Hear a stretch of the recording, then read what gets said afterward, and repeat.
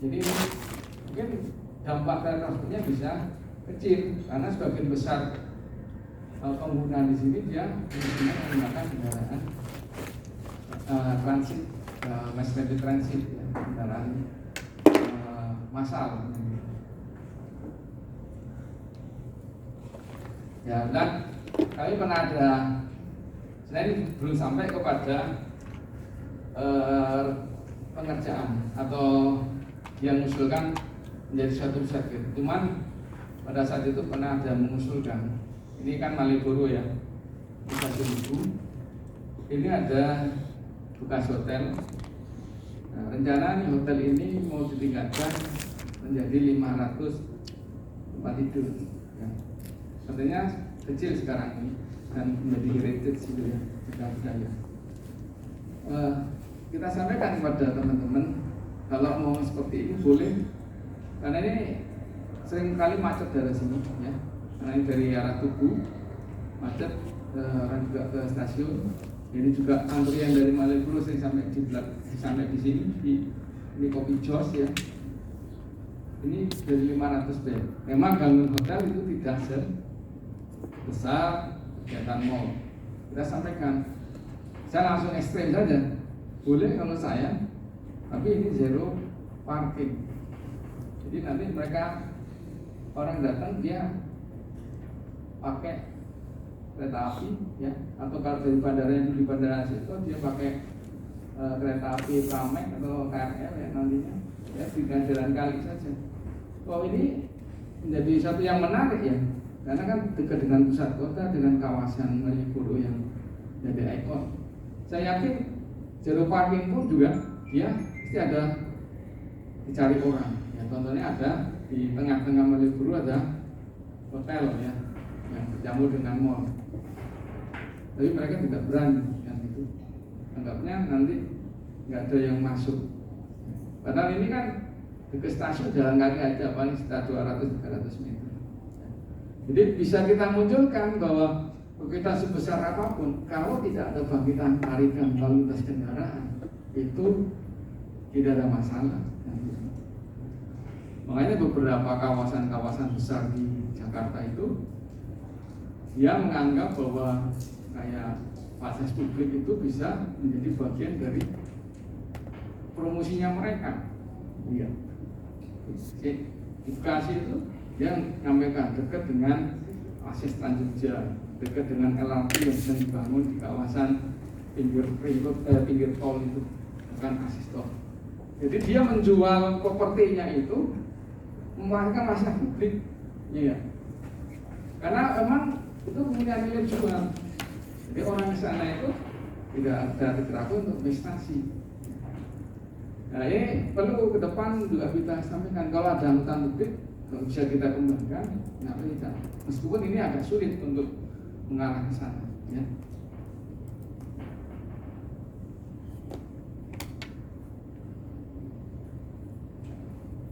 Tidak pusing ya, itu apa? Ya, kok kayaknya berat sekali kan itu ya. Ya kita ya kata tidak ideal ya. Supaya bahwa bicara andalan itu cukupnya bisa mikro bisa makro. Jadi makanya seni kalau serang selama bekerja di sini menghadapi berbagai masalah itu bagi kami itu sesuatu yang menyenangkan ya, gitu ya. Menyenangkan. Jadi semacam passion gitu ya. Jadi kalau dalam dokumen itu kan jelas ada unik. Di dokumennya sendiri, di peraturan sendiri dia sebenarnya cukup tadi kalau bicara banyak makro kan gitu ya. Ada kita tata guna lahan, sistem data, prediksi, ya, transportasi, ya. Ini saya hanya melihat di aturan. Itu sebenarnya bahwa andalan itu mungkin kemarin belajar tentang pemodelan ya, sudah dapat ya modelan. Jadi modelan itu bukan sesuatu yang mudah ya.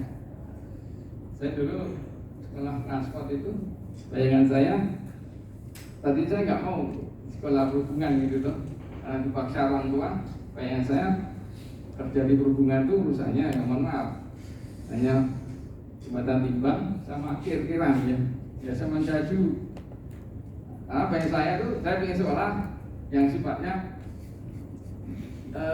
ya ideal, namanya keinginan anak itu.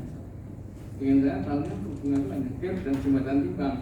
Bagi saya pekerjaan yang tidak mikir kan gitu ya. Tuh, makanya ketika kita belajar ini ternyata transportasi itu luar biasa. Mulai dari perencanaannya, ya, ternyata tidak mudah kan itu. Nah, bilang dulu saya waktu ngambil,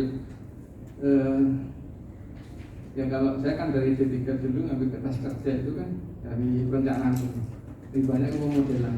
Kemudian di skripsi itu ambil satu kota, ada pemodelannya juga ada manajemen rekayasanya, kan di di Balikpapan. Nah, satu kota 200 simpang 200 ruas. Jadi kita pakai pemodelan, kemudian kita manajemen rekayasa, kita ambil prioritas 10 yang terbesar. Nanti kita mulai dari simpangnya kita lakukan perbaikan siklus, pelebaran radius, penambahan lajur perlambatan dan sebagainya. Nanti itu pengaruh secara sistem jaringan juga berpengaruh. Kalau di pemodelan itu ada kilometer jumlah kendaraan kilometer per jamnya. Jadi kalau ada sumbatan-sumbatan di satu titik-titik tertentu, itu juga akan mengaruhi pola pergerakan satu kota. Nah, makanya di dalam peraturan ini sebenarnya dia sudah cukup luar biasa ya, termasuk kepada sistem angkutan umumnya. Dengan track ada faktor muat ya. Dan sekarang harusnya lebih mudah. Kita itu punya namanya bangkitan perjalanan trip rate, cuman sampai sekarang belum muncul ya. Dan ini kan dibuat 2015, sudah 5 tahunan atau 6 tahun ya. Kalau ini muncul enak, kita punya. Kadang kita mensiasati, kita memakai empirik ya. Misalnya ada mall baru, kira-kira empiriknya sama dengan mall yang mana ini? Oh, di Jogja seperti ini kita cari mallnya Bupati. Kita lihat trip-tripnya. Dan nanti kita besok bicara simulasi ini. Jangan bisa bikin berat ya, Bapak-bapak. Ya, sebenarnya di sini kan refreshing, sampai dapat ilmu, bukannya dapat masalah gitu ya.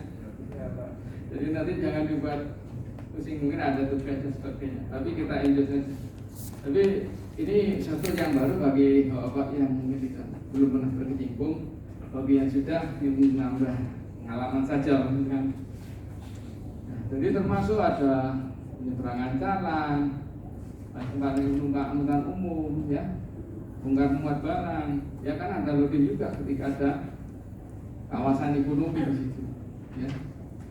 Ada kalau kita bicara lebih luas ini masih kebutuhan ya. Kebutuhan itu kita mengendalikan perjalanan dengan mengefisiensikan ruang yang ada di jalan. Itu bahasanya seperti itu pengertiannya. Jadi penafsiran bisa luas ya.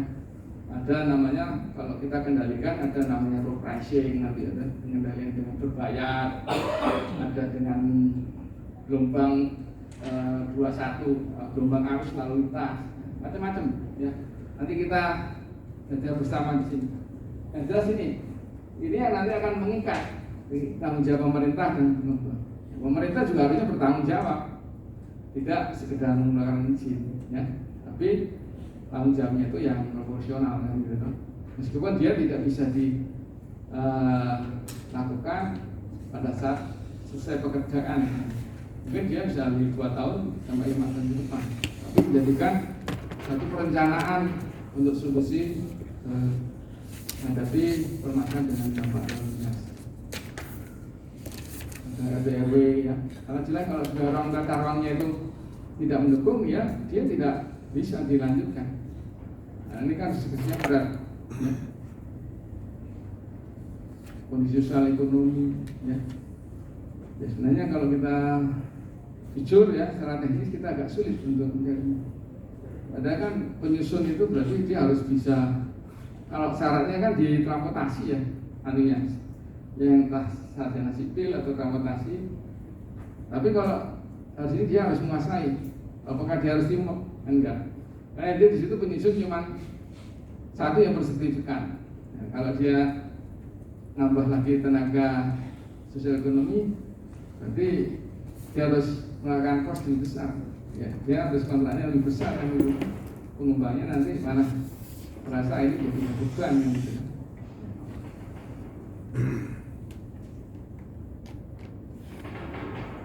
Ini secara bukan kesimpulan ya dari Blikupang, tapi yang jelas bahwa perlu menjadikan bonding di sini. Ya, ketika lokasi sama, fungsi besar kegiatan berbeda, luasan daerah kajian tidak sama. Ya. Jadi di sini ada bangkitan tarikannya mesti akan berbeda ya. Ya. Tidak sama. Ini terkait dengan nanti bangkitan tarikannya. Ya, fungsi kegiatan sama, luasan berbeda, luasan daerah kajian tidak sama. Ya. Nanti seperti apa trade production detection itu. Ya, jadi ya, production itu tadi sebenarnya dari trade generation ya, bangkitan lalu lintas. Bangkitan lalu lintas itu dibagi membangkitkan trade production, ya, kemudian menarik trade attraction. Jadi ada keluar ada masuk. Tinggal kegiatannya apa? Kalau pemukiman ya lebih banyak kegiatan kendaraan pribadi, ya, kayak pemukiman. Ya, kalau mall ya campuran, bisa logistik, bisa orang, ya, pergerakan orang, industri banyak ada logistik. Ya. Yang paling utama sementara itu sekarang jam.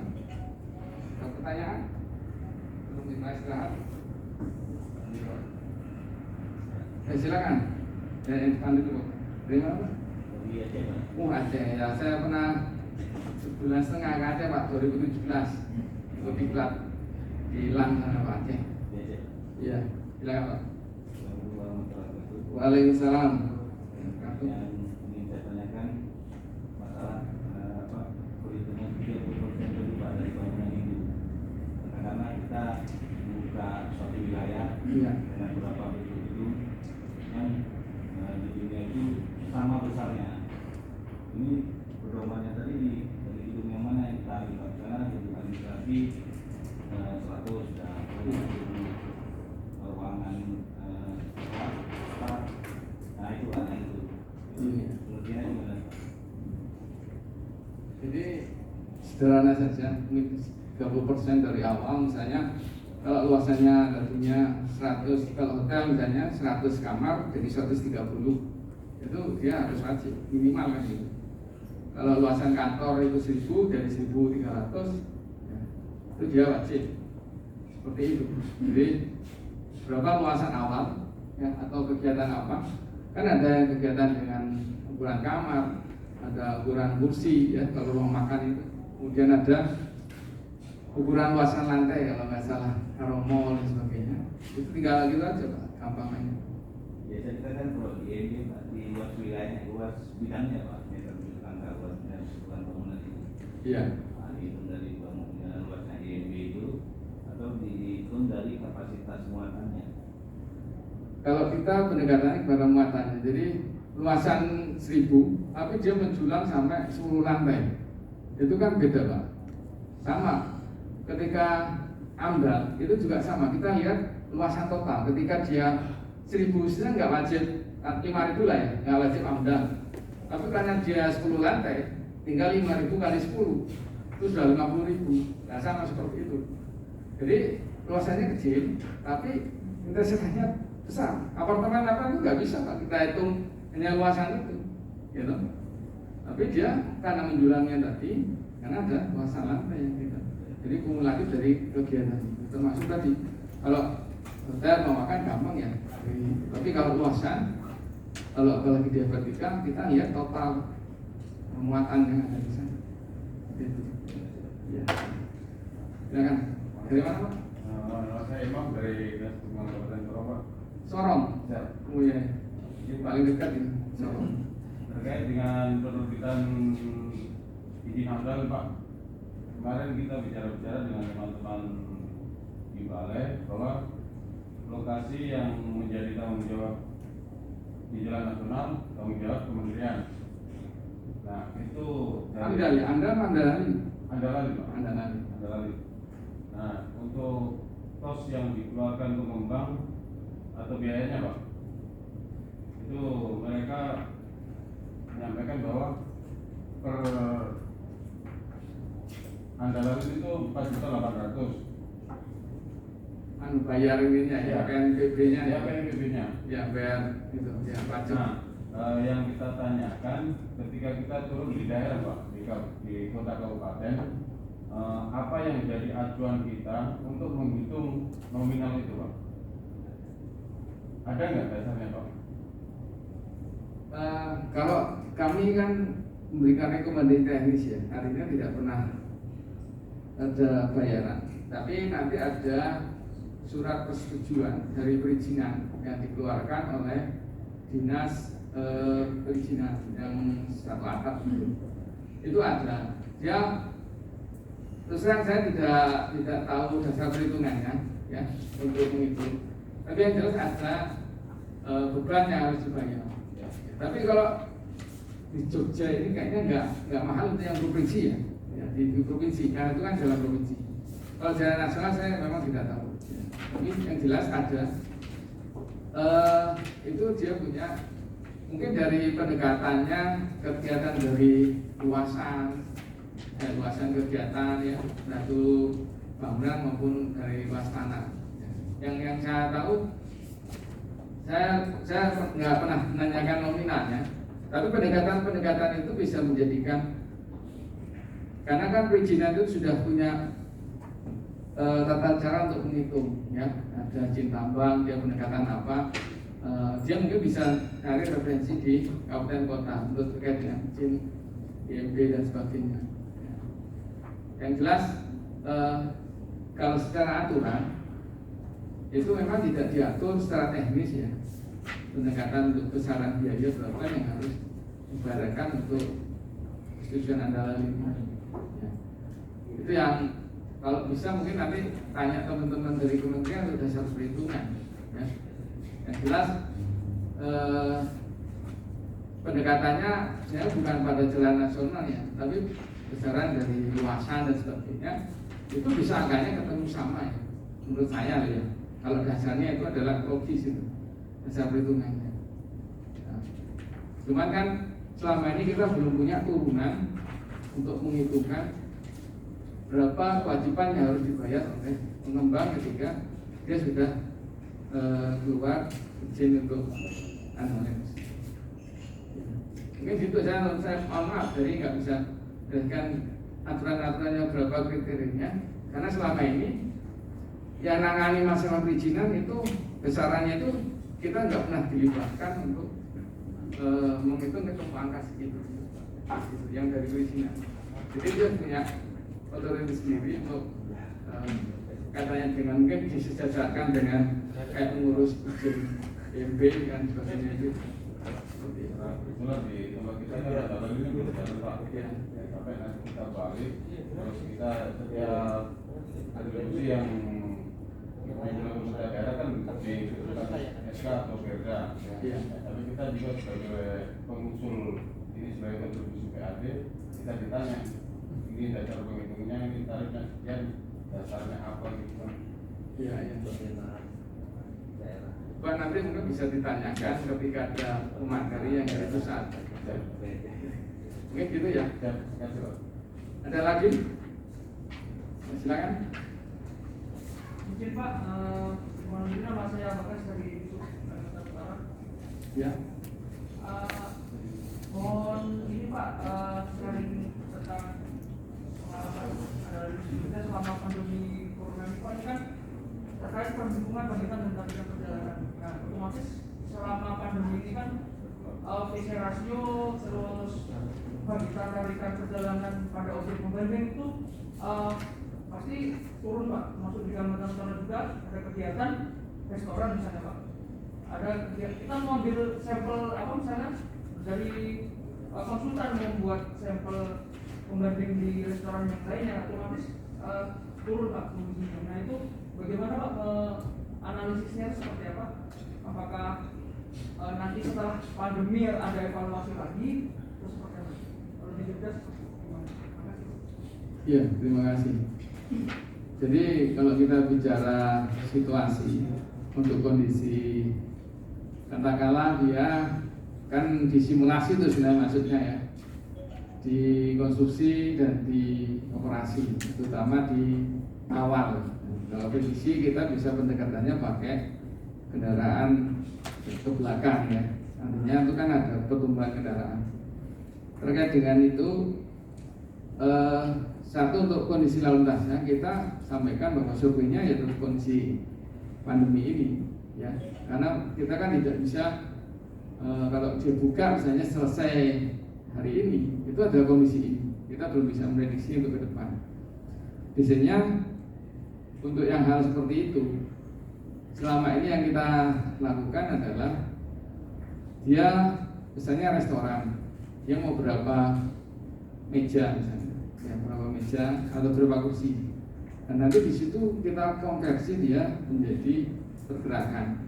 Jadi tidak pakai pembanding, karena beberapa yang di belakang selama pandemi ini bukan sesuatu yang besar, ya sesuatu yang besar. Itu satu pendekatan kita adalah mengkonversi dari kemudian kita nanti dari situ kan kelihatan saya 100 kursi dibagi 4, berarti 25 ya, 25 mobil. Tinggal nanti proporsinya itu pakai lalu lintas yang lewat, mobil berapa, motor berapa. Itu nanti bisa nggak mungkin semuanya pakai mobil kan gitu. Ya. Tinggal kita melihatnya mungkin bisa pembandingnya mereka proporsi rumah makan yang hampir sama, dia pakai mobil berapa, motor berapa, untuk membanding saja. Jadi tidak melihat kepada bangkitan tarikan ketika ini enggak. Ya, kelihatan dari kursi aja sebenarnya kita bisa konversi ya. Secara sederhana seperti itu. Ya. Sebenarnya kalau kita sesuai dengan teori itu kan memang ideal ya.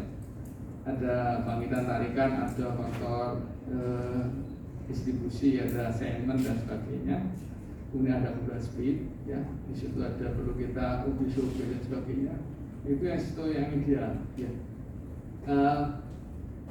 Bisa dilakukan itu kalau skalanya memang dia benar-benar luar biasa.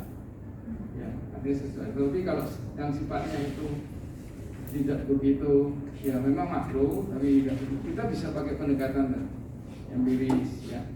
Karena itu kan pernah saya lakukan, artinya di dalam saya dulu nyusun tesis itu disetujui gitu ya. Jadi dosen bimbingnya dari guru saya itu nggak ada masalah, artinya juga pendekatan. Tapi kalau memang sifatnya, kalau kita bicara ideal, itu kan bicara nanti sanggup nggak pengembang melakukan, sanggup dalam arti membiayai. Jangan sampai ini, ya mohon maaf, kita bicara ideal, tapi hanya untuk minta bayaran yang besar. Ya ada sesuatu lah, saya lihat beberapa teman-teman itu, saya tanya, pakai survei asal tujuan, ya pakai software gitu kan, software udah berapa? Ya kebetulan karena softwarenya itu dia pinjem dongganya di institusi gitu kan, ya, dia bisa entah gratis atau gimana, ya. Dia tak tanya asal tujuannya kan bisa kita buka worksheetnya, kita masukkan saja kan gitu. Nah, artinya apa? Itu kan faktor yang tidak objektif. Lebih baik kita pakai empiris daripada kita ibu datangan gitu ya. Ya ini sekedaran aja. Ya karena saya tanya-tanya, kok bisa sampai gini, kok bisa sampai asal tujuan? Coba asal tujuan itu kan mahal. Apalagi kalau dia besar, mall itu kan satu wilayah kota, berarti dia harus mensurvei semua wilayah asal tujuannya. Padahal mall itu belum terbangun. Gimana metodologinya? Kalau kita cecer aja metodologinya, orang mau ke mall pakainya mesti panjang. Berarti harus pertanyaannya. Artinya kita kalau misalnya jadi penilai, mana form wawancaranya? Metodenya udah sesuai nggak? Harus diuji kan? Kalau sesuai aturan kan harus diuji. Metodenya, form surveinya, ya, pertanyaannya, dan sampai nanti ya, oh ternyata maaf ini hanya formalitas. datanya kita input secara manual itu sudah nggak ideal gitu. Jadi kita bicara ideal, tetapi ternyata pelaksanaannya nggak ideal gitu. Nah ini kita bicara, kita juga memberikan kepada mereka, kepada penyusun, ya. Ada sesuatu yang praktis, yang gitu. Jadi tidak main-main data, tapi itu logik kalau bertanggung jawab. Oke, misalnya tadi 104 kursi, kursi 25 kalau komisi berapa atau ini bagus, nanti kembali mau makan yang ada proporsinya yang ada. Karena mau makan itu ada yang ada dikatakan mau makan besar angkringan. Jadi banyak anak-anak komunitas anak muda yang datang. Jadi tinggal dari ada juga dia mahal kan gitu. Yang datang karena orang-orang yang menengah ke atas. Jadi kan proporsi pemain kendaraan kan berbeda. Itu yang mungkin kita ikut nanti. Kalau rata-rata harganya mungkin di bawah satu orang per packnya itu 25 itu ya paling banyak anak muda ya. Nanti proporsi motornya paling bisa. Jadi kita nggak pernah mempersulit, realistis gitu kepada penumpang dan juga penyusun. Kan jelas bahwa apa yang kita lakukan ini bisa kita pertanggungjawabkan, bukan mengada-ada, ya. Harus jujur sama-sama jujur kan itu. Kan kita niatnya baik ya, bukan niatnya mau mersulit, kemudian soal andalan itu gimana ya, teorinya kok. Kalau kita bicara teorinya tadi kan, nggak ada yang mau jadi penyusun, ya, gitu. Kecuali tadi kalau kita bicara membuat bumi serpong damai, ya gitu, itu ya, karena kan memang yang mengerjakan itu adalah tepat, gitu. Kemudian yang punya juga orang yang bukan main-main, pengaruhnya seperti apa terhadap Jakarta dan sebagainya. Makanya dia harus sesuai. Makanya dia sebagai penyusun ya besar bayaran. Nah ada teman yang juga penyusun jadi konsultan besar ya dengan BSC dengan apa itu yang kawasan Bekasi itu. Ya ada ya yang itu juga yang besar ya, konsultan besar. Ya seperti itu dia menerangkan kaitan-kaitan yang sesuai dengan ini. Tapi kalau yang sifatnya menengah atau yang skala kota lah, kota-kota yang mall aja itu nggak sampai segitunya. Ya nanti siapa yang punya software kan itu nggak mungkin itu dilakukan secara manual.